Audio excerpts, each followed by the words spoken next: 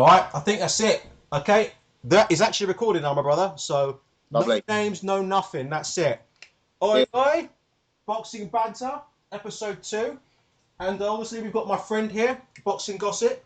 We're going to do a special show today. It's a collaboration, and which is always nice because obviously all you hear is just my voice, me talking to myself in the fucking bathroom. You can probably hear the toilet fucking flushing in the background as well in some of these videos too. So thought we'd go for a slight change of pace and get somebody on who knows what they're talking about. Boxing Gossip, what's happening, man? I'm good, man. I'm good. Thanks very much for having me on. I appreciate it. I should be thanking you. You're the one with 400 plus subscribers. Fucking hell.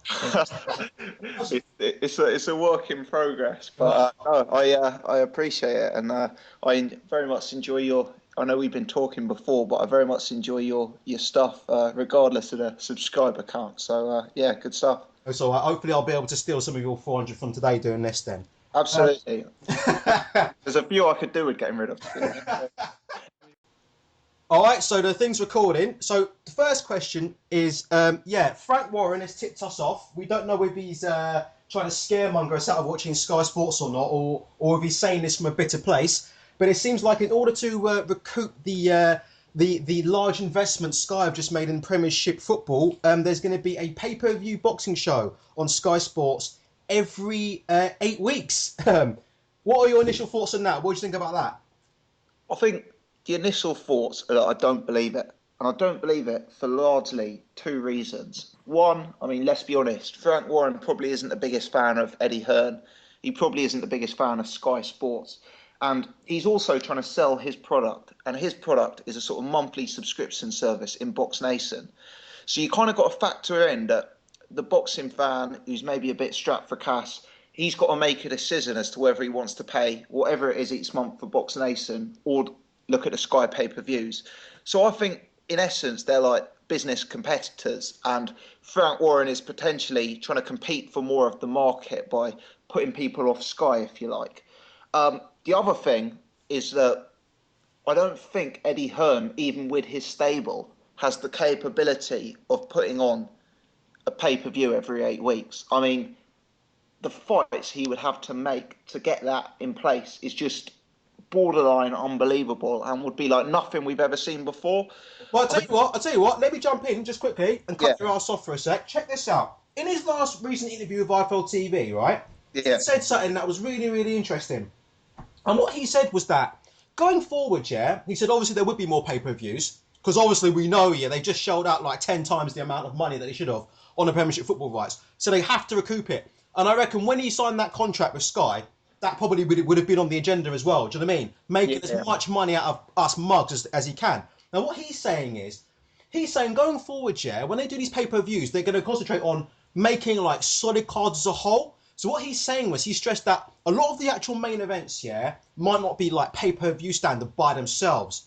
But he's trying to argue the case and argue the toss, yeah, that going forward, if you've got, say, 3 or 4 world title fights, or if you've got, say, 3 or 4 quality fights, that sort of more justification of a pay-per-view.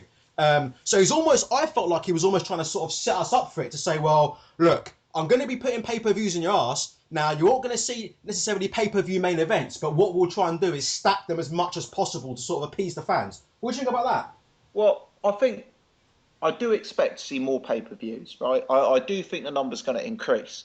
But this 8 week thing is what, in my opinion, that's like scaremongering. Because even if you take like Bellew Cleverly or Brooke Gavin as that kind of example of what the pay-per-views would look like, you still can't put on that card every 8 weeks.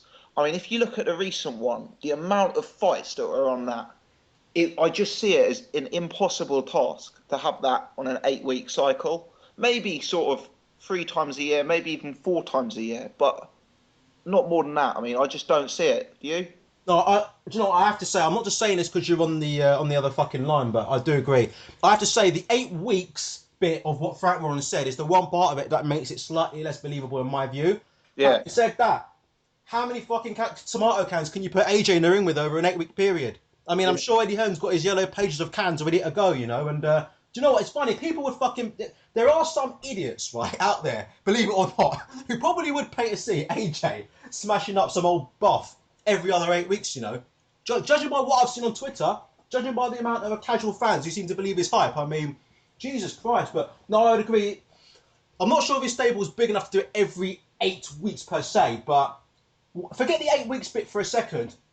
Let's just say pay-per-views on a more regular basis, on a quite a regular basis, like maybe almost not almost replacing the Saturday night shows, but kind of close. A bit like what they've got in America really these days, where HBO do like actually mind you, HBO don't do regular pay-per-views, do they? Actually do they have World Championship Boxing, but I don't know. I do tend to agree with what you're saying about Warren. I think he is.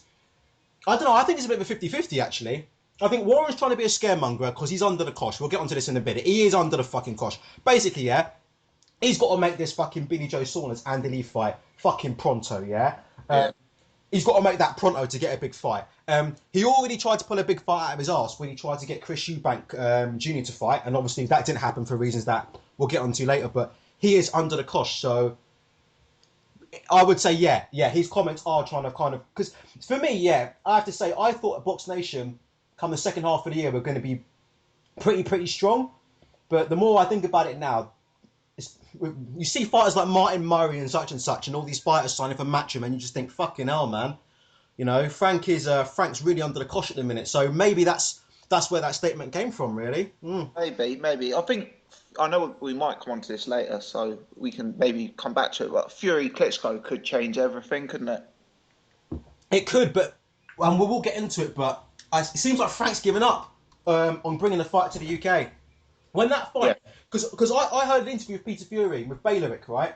And Peter Fury basically gave the impression that was signed, sealed, and delivered, and it was going to happen in the UK. Yeah.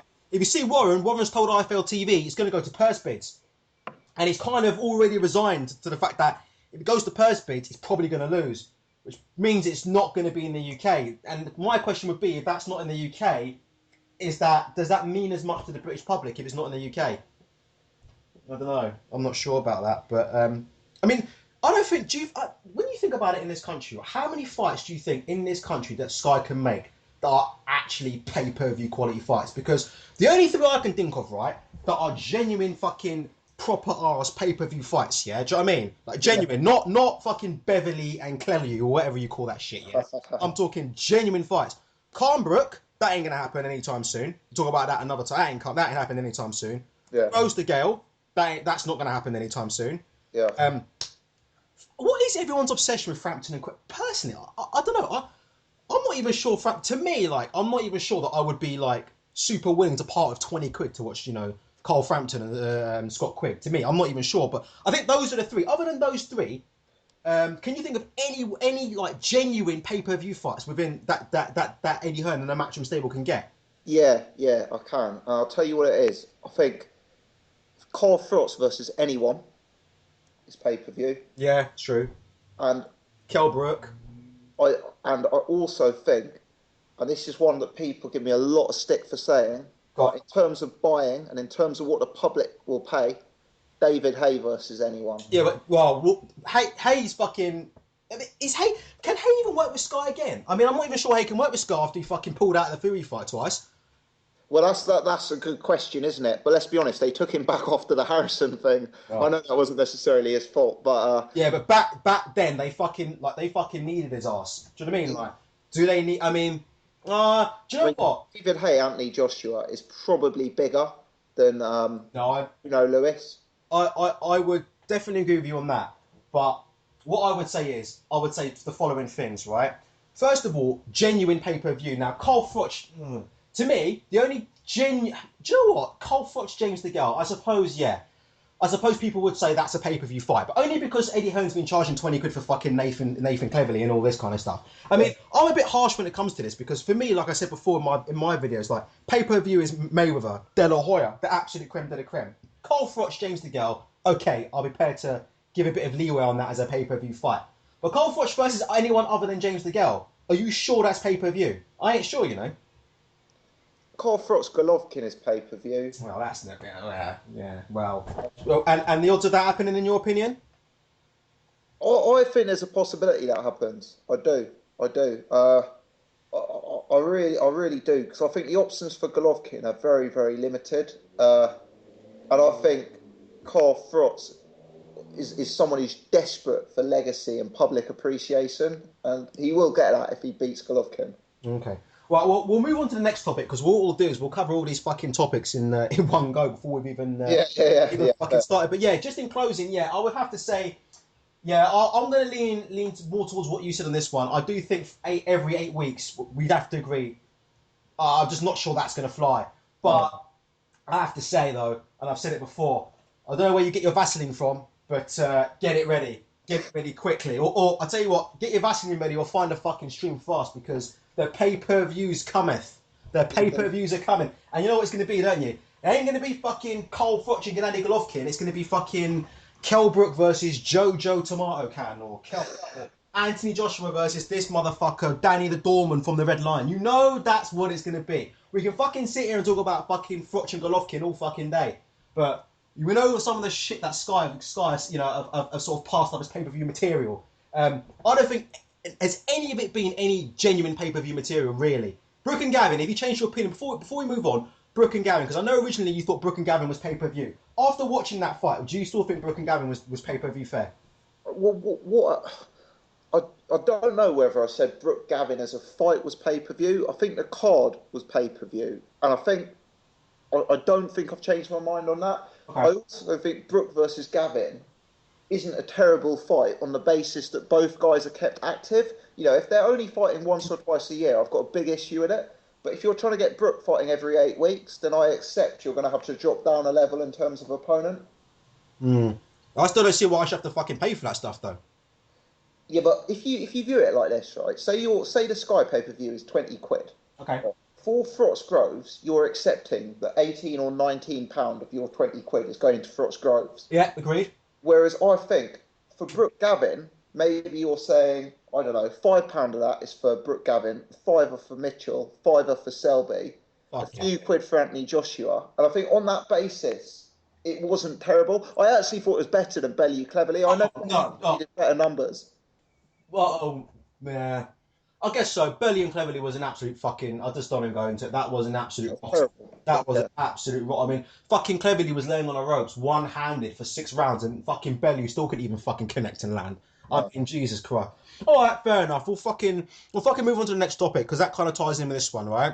And the next one is, what do you think are going to be the biggest fights for British boxing fans this year? And what I'm talking about, yeah? I'm talking about fights that are actually going to fucking happen, yeah? Because personally, I don't think Froch Golovkin is going to happen. It's certainly not going to happen this year, in my opinion. However, if you disagree, that's fine. What fights do you think are actually going to happen? Big ones. I think there is scope for the Gale Groves. And I think that is another fight that could potentially bring Froch into play later on, is if those two fight, maybe him fighting the winner. But in terms of 2015, is the Gale Groves going to happen? It's borderline, isn't it? That may well not happen this side of the year. I would give you better odds of winning the Euro Millions than that fight happening this year. Genuinely. Yeah, you're probably right. You're probably right.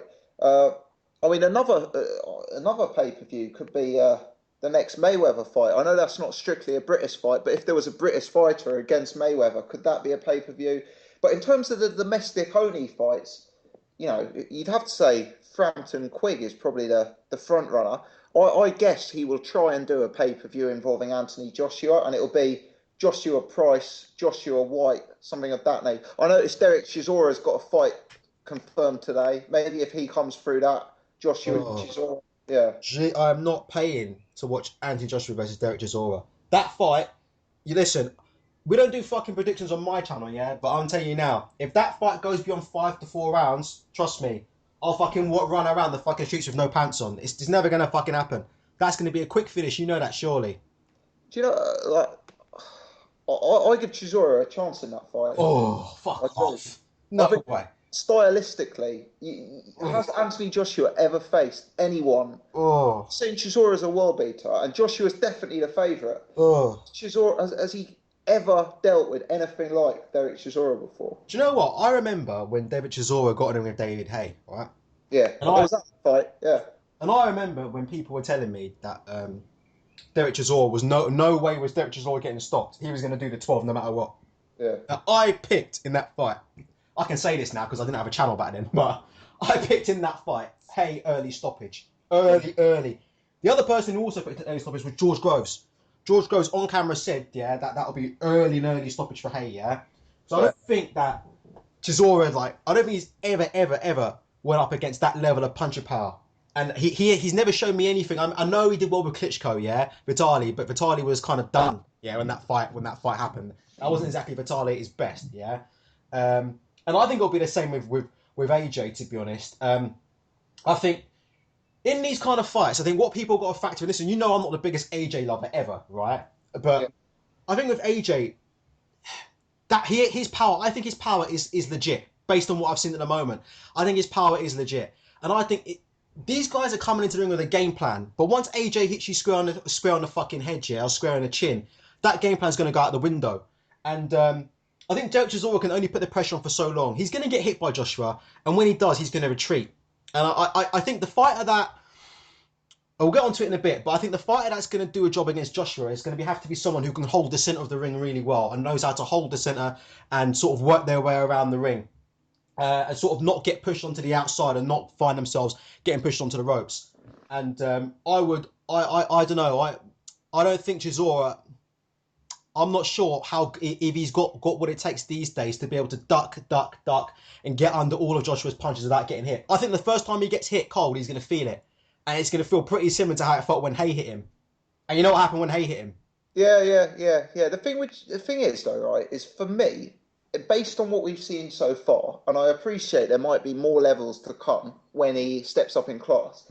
Based on what we've seen so far, Anthony Joshua is a fighter who likes to fight at a certain range.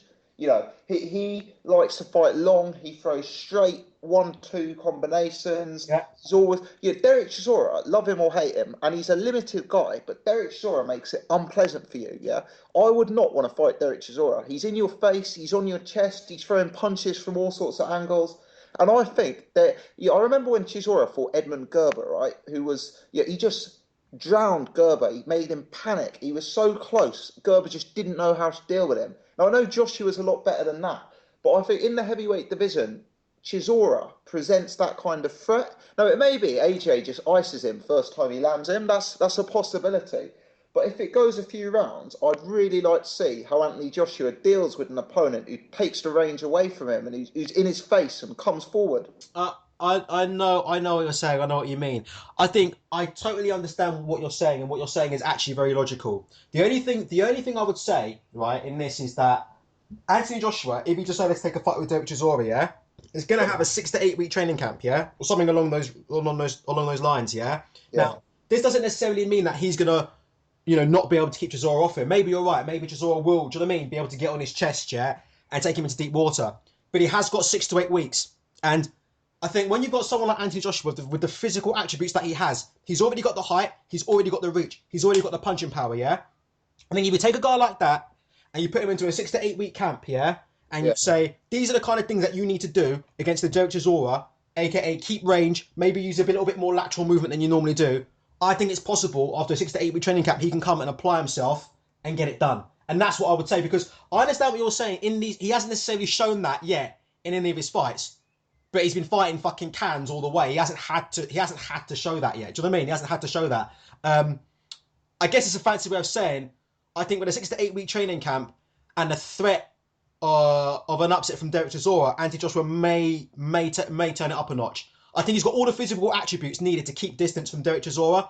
It's just a case of whether he can apply them in the ring. Does that make sense? I think after a camp though, with a good coach behind him, I think he can do it. Yeah, and I mean the blueprint on how to beat Derek Chisora is very much out there. I mean, all Anthony Joshua would have to do is kind of try and replicate what Fury did. It's just and Chisora's getting older. He's had a few miles on the clock. I mean, I'm not saying Chisora beats him, but I think what Chisora represents is a real different test to the majority of heavyweights out there. So that's why I see what you're saying. Definitely, I see that. But it goes back to the fucking question. You think that's pay-per-view? Genuine, a big fight this year. Genuinely, a big fight. I'm not saying it's pay-per-view in my mind. I do think it's pay-per-view in terms of what will sell to the public. Yeah, I think a heavyweight matchup, right, will blow out of the water Bellew Cleverly numbers, Brooke Gavin numbers. So I think from Eddie Hearn's perspective, from a commercial perspective, it is pay-per-view. Yeah. Jesus, he's gonna have a hard time selling that. I mean, the casuals, I agree, because Andy Joshua has so much casual pull, which we'll get on to. I mean, I'll tell you what, I might as well go into it now. I mean, some of the fucking shit I've seen on Twitter, I'm sure you've seen on Twitter. Some of these cunts on Twitter saying he's the. Do you know what someone said today on Twitter? Someone said that if Andy Joshua gets to the ring with Dillian White in September, it will be the biggest heavyweight fight since Lewis and Tyson. Shit, you not. I That's mean, these that's kind of these kind of people need to be exterminated, yeah? I'm yeah, not joking. On my next channel, what I'll be doing to these people, I'll be actually framing their tweets. So I'm going to get their tweets, yeah, and yeah. put them up on YouTube for people to see because some of the stuff going on there, some of the anti-Joshua love is just beyond the joke. But I do agree with you that the casuals would definitely, I mean, let's be honest, they pay 20 quid to watch him take a shit and a wank afterwards. We know that, yeah? Yeah. But I think if Hearn tried to put on Joshua versus Chisora as a pay-per-view fight, I think there would be an almighty backlash online. Almighty. I mean, especially the way Fury dispatched him. I mean, you know, I think especially with the way Fury dispatched him and especially with the way Hay dispatched him, I think if that fight happens, there will be an almighty battle. I would say that would be possibly even bigger than the one that he had when he did Brook and Gavin. I think there would be an almighty backlash if he tried to make that. I mean, there better be one hell of an undercard underneath that. But other than that fight, anything else you can think of? Yeah, well, without repeating the same thing, I actually think Joshua Price is probably even more likely than Joshua Chisora because of the Frank Warren thing. But no, I think to be honest, I'm struggling a bit. I mean, where these pay-per-view fights are coming from, I don't necessarily see it right now. I mean, this is something that I've spoken about. I mean, you know me, I'm a bit anti Eddie Hearn. I'm not gonna lie. I'm not a big fan of the guy. I think I'm not saying he's the sole cause, but I think he is a major cause of a lot of these reasons why we're not going to get to see some of these big fights this year.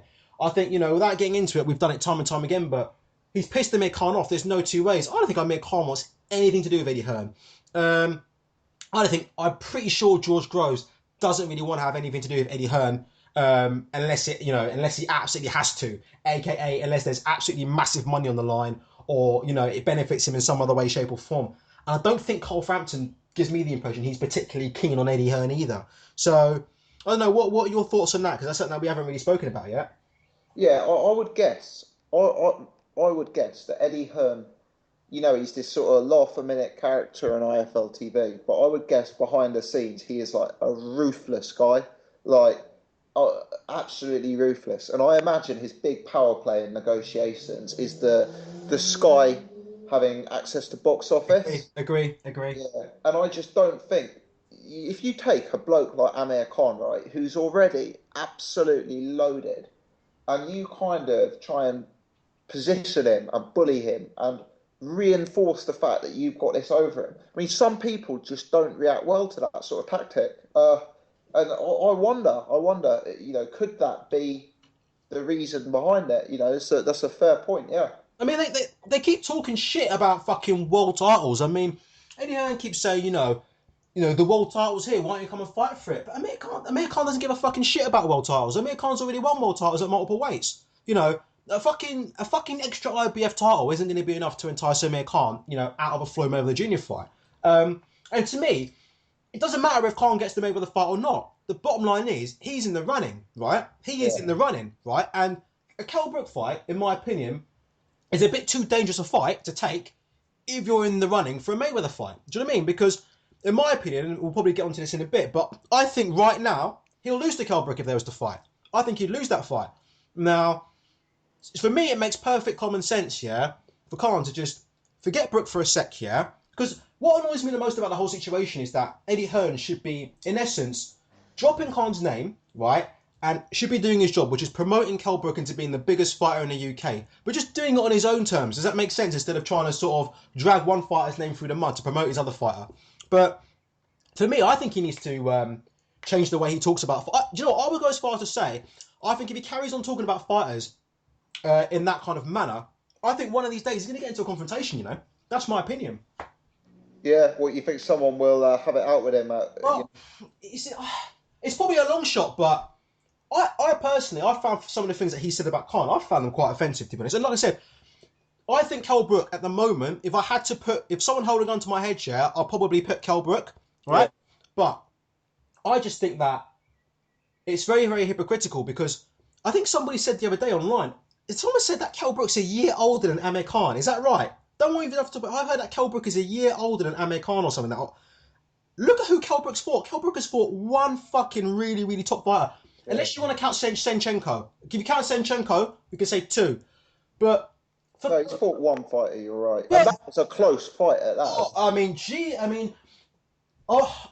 That 117, 111 till this day. I mean, Jesus. I tell you, honest to fucking God's truth, right? When that fight happened, yeah, I was arguing online with a very well-known YouTube quote-unquote boxing analyst. I'm not going to say his name, yeah? And I think, who else? I was talking to a boxer online as well. I can't remember if it was Leon McKenzie or somebody else, yeah? And I said from day one, the 117, 111 to Kell Brook in the Sean Potter fight, I just didn't see it.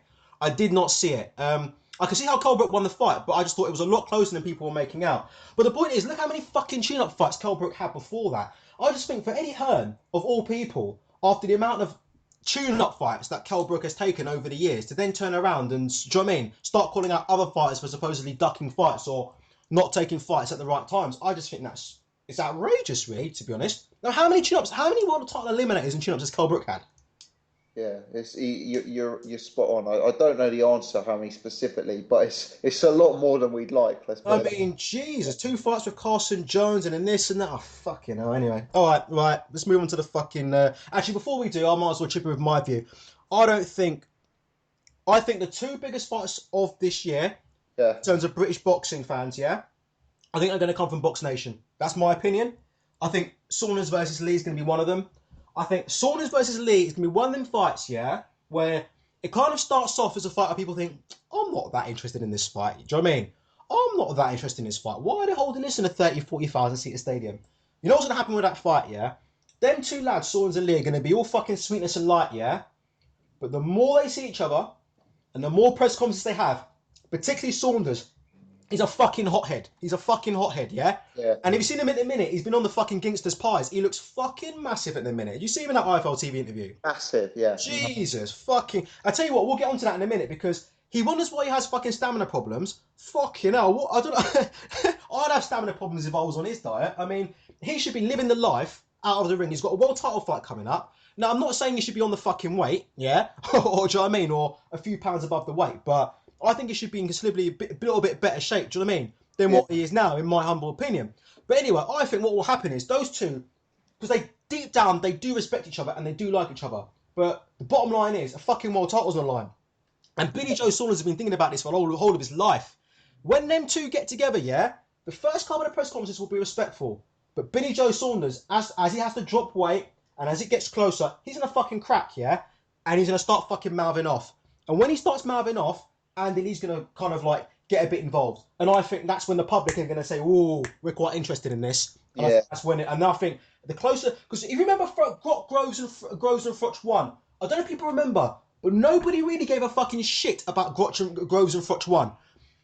It was only as the fight got closer and closer, particularly the last 3 or 4 weeks, right, when the 2 of them started going on ringside and this and that, that's when it started kicking off. So some fights are slow burners, and I think Lee and Saunders might be one of those. Fury Klitschko is the other obvious one, I was going to say. Yeah.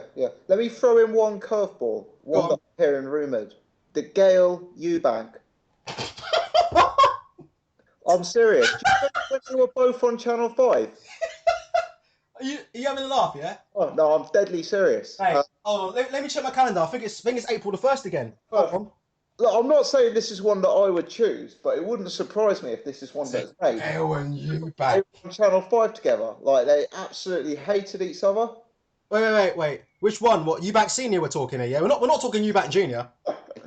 Oh, yeah. Listen, yeah? You know you saw that video, yeah, of Chris Eubank Jr. sparring that Tarek Quaddas guy, yeah? Just before Billy Joe Saunders? Yes. I've met Tarek Quaddas, yeah?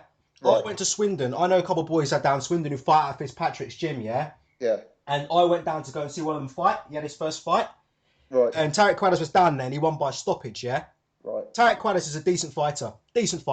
And he was giving Chris Eubank Jr. problems. It's only sparring, but he was giving Chris Eubank Jr. a few problems there. Do you know what I mean? Now, Lord knows what James the Girl would fucking clown at Eubank Jr. He would absolutely... Do you know what? Are you sure about... Who told you that? Who told you that? I did a video, right, about 2 weeks ago saying Chris Eubank Jr. looks like he's going to join Matchroom. Mm-hmm, I said the difficulty with that is Frank Warren's got the best middleweights. Billy Joe Saunders, yeah. Andy Lee. They're big fights for him. I said, who's Eddie Hearn going to stick him in with? John Ryder. Martin True, Murray, true. right? And I got a flood of comments and like private messages and emails saying that Eubank can't make 160 anymore. He's going to have to move up to 168. The Gale wants a pay-per-view fight. The Gale wants an easy first opponent, and they were looking at doing the Gale Rocky Fielding, but the Gale Yeah. would sell more. And to be fair, I can see if you look what Eddie Hearn did to Frankie Gavin, right? He signed him and then fed him to the wolves. Yeah, yeah, yeah. See it. I mean, look. I mean, Eubank, the Gale. That build-up would be crazy. Yeah. When you first mentioned those two words in the same sentence, right? Yeah. I actually nearly choked on my dominoes. I think we put that on the recording. Yeah. Yeah. It was that fucking, I mean, I don't actually know what to say. I'm kind of speechless. That fight between those two, I don't think that fight will go past 5 rounds. Okay? Simple as. I know what people say it would be an intriguing fight, but in terms of when the actual fight happens and the bell rings, I don't think Eubank Jr. can go more than 5 with the girl. No way. I mean, have you? People keep talking about Eubank Jr. Yeah. Now, chin. People keep talking about his fucking chin. I find this so weird. People keep saying that he inherited his dad's chin through a DNA. Have you heard this shit? Have you heard Yeah. this shit yet? Yeah. Is that scientifically? I think I need to go and watch a National Geographic channel. Is chin something that you can fucking inherit from DNA? That's a good question. I don't know the answer to that. And I mean, going the distance against Billy Joe Saunders is not necessarily an indicator of having a granite chin, is it? Well, and he was rocked. He was rocked in that round too. What Billy Joe Saunders said in that fight was, not even that. I mean, as we said before, Billy Joe fucking wearing winning gloves. Yeah. Have you ever been hit with winning gloves before? Yeah. Fuck yeah. Listen, I've got no chin. I make Khan's chin look like fucking Marvin Hagler's chin, yeah? Yeah. I've fucking hit on the whiskers with winning gloves. I didn't even know I'd been hit. Yeah. They are soft as fuck, man. Yeah. No, it's a good point. It's a good point. It's a good point. I'm a massive fan of James DeGale, and I think Chris Eubank Jr. is the most overrated fighter out there. I see it being an absolute lesson. Having said that, wouldn't surprise me if it gets made. Oh, dude, if that gets made, I tell you, you're a fucking legend if that gets made. I can't see that happening at all. But if it does, I know what you're saying. Eddie Hearn does have previous, but... Yeah, that's the thing, isn't it? Yeah. All right, next topic then. Here it comes. You'll love this one. Who can beat AJ? Fucking hell. Who can beat Anthony Joshua? If you believe the fucking cunts on Twitter who only watch boxing like once every fucking year or so, right? Nobody can beat him. Nobody since Mike Tyson has had the ability to beat this man. This man is indestructible. This man will eat your children. Thoughts? What? To people who are very new to boxing, about 3 or 4 years ago, we had a very heavily muscled former Olympian who was knocking everyone out. All Harrison? Uh, David Price. Uh, the thing is with Anthony Joshua, he's looked sensational, right? But in my mind, a fighter is only, someone I'd put my money behind if they had got some sort of proven chin and some sort of proven stamina. So at this point, who can beat Anthony Joshua? In my mind, it's anyone who can land a punch on him, and it's anyone who can take him late in a fight. And the reason I say that, we know he got hurt by Dillian White in the amateurs wearing headgear. Yeah. We know supposedly he's been knocked out in sparring. There's lots of rumours about that. We also know Is that why David Price people are saying he's not David far? Price. Yeah. We also know that very heavily muscled 18-stone guys can struggle to go the distance. Again, look at how David Price horribly gassed against Tony Thompson. Mm-hmm. So I think, have you ever seen Anthony Joshua take a solid punch in a pro ring? I think the first person who's able to land that punch on him has a chance of causing the upset because, he's so unproven, so untested at this stage. Do you know what? People say quite a common theme of thought I hear after every Anthony Joshua fight. People keep trying to bring Tyson Fury's name into the mix every single time, and people keep trying to say that.